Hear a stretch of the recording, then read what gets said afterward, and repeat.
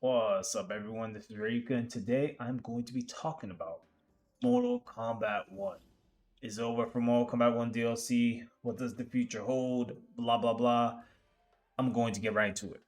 So, some of you who are watching this right now already probably know what's going on, but for those who don't know, there's been a leak. Of course, what fighting game these days, or for that matter, what game these days does not have some sort of leak that's either true or false? Or however it may turn out. But in the case of NetherRealm Studios, they seem to be having these crazy leaks that end up being true for the most part. And it's not every leak that comes out, but there's this one leaker known as Fate Unknown that has released information in the past, and it comes out to be true for the most part. And that trend has continued over time. And recently, this same individual decided to drop some information. And I do want to say, as of this recording, nothing has been confirmed. I'm recording this on the 30th of November, and nothing from Ed Boom or NetherRealm Studios has been concrete. They haven't came out yet and said, "Hey, the DLC for Mortal Kombat 1 is over, it's done, and there's going to be no more DLC in the future." But obviously, they still have to finish off the season pass, of course. This one with us, Ghostface, Conan, and the T1000. But yeah, they NetherRealm themselves has not confirmed anything. But the leaker, though, the information that Fate Unknown dropped, um, is fairly interesting. And if it is true, um, that that part I will chime in a little bit more towards the end of this, giving my final thoughts per se. But let's get into this. So, so I'm gonna read this first message here. It's from Reddit, of course. So I'm gonna put my lovely narration. This is from Fate Unknown. This was a few days ago, by the way. Titled The End in Leaked Discussion. Hello, you may have seen recently I gave the news that MK1 DLC has been cancelled. This has spread further than the MK community, and I do not want the attention, so I am stepping away from leaking. I was going to stay around until Conan and T1000 were done, but I am going to end it now. I will not have info on the future NetherRealm games. For my final post, here is further info about the cancelled DLC. First, Chaos Reign sales were not the only reason. There were multiple reasons. The team was pushed to move on, but the sales were just the big reason. The NetherRealm Studios, the team, really wanted to do DLC and are not happy about it, but they have no choice. Second, I do not know what the story stuff would have been. It did not make it far enough for me to learn anything about details. Sorry. Third, the final combat pack was meant to be 6 characters, 5 Mortal Kombat, and 1 guest.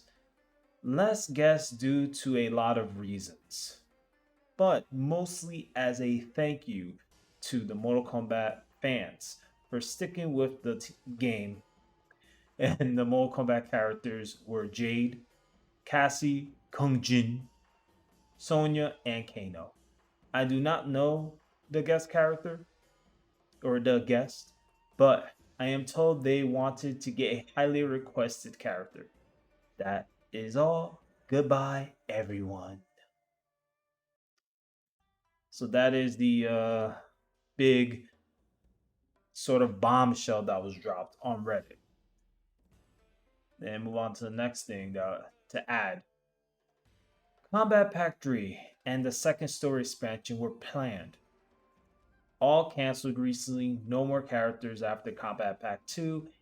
A cameo or two might make it in since there has been work done on them, but I don't know. And that is pretty much it on that. So this is where I start giving my final thoughts. Doo-doo. Now, um, I have to thinking back on what Fate Unknown wrote there. Didn't want any attention. Come on. If you put this out there, you clearly want attention. That's a big contradiction. When you're leaking something and you have a track record of having leaks that turn out to be true and fairly accurate, one can argue or debate that either Fate Unknown is someone that works at NetherRealm Studios or knows someone at NetherRealm Studios, or maybe is a former employee at NetherRealm Studios that knows someone at NetherRealm Studios. But whatever the hell's going on with Fate Unknown, clearly this individual has a connection or is a employee at NetherRealm Studios. It's one of the two. Former, whatever the case may be, there's definitely a strong connection there. So for Fate Unknown to write, hey, I don't want any attention or whatever, it's like, dude, you got attention. You got everybody talking about this. And as of me recording this, clearly there has been no confirmation from Ed Boon or NetherRealm Studios yet. But I wouldn't be surprised if they confirm something, whether this is true or not. Now, the other plot twist to this story is that Fate Unknown's Reddit account is gone. It's vanished. It's poof out of existence. Somehow, some way, Fate Unknown's fate is truly unknown. How ironic that shit is. Oh man, Fate Unknown's really unknown now. Now Fate Unknown just disappeared. Kind of odd. It really is. I mean, first there's these very articulate leaks, and then all of a sudden it's like, oh, too much slipped out. I must disappear. The Phantom of the Opera.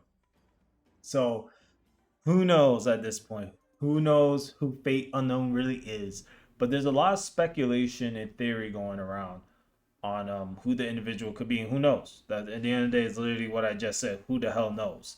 And to add to that, no one knows for sure as of right now if that's it for Mortal Kombat 1, like story, just DLC and all that. Now, I do want to say, and I've mentioned this in past live streams and whatnot, I personally skipped out Mortal Kombat 1. I myself am waiting for a complete edition. I have no desire to like rush out and play Mortal Kombat 1. I spoiled the story stuff for myself, so I'm very aware what happens in the Mortal Kombat 1 story. With the arcade and the main story stuff, so I'm not oblivious. I just, me personally, I'm not a fan of the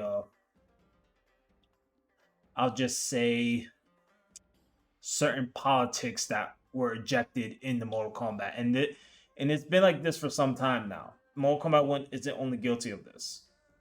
This has been going back. Mortal Kombat 11, Mortal Kombat X, there's been inklings of this kind of stuff throughout the past two Mortal Kombat games in what direction it was heading.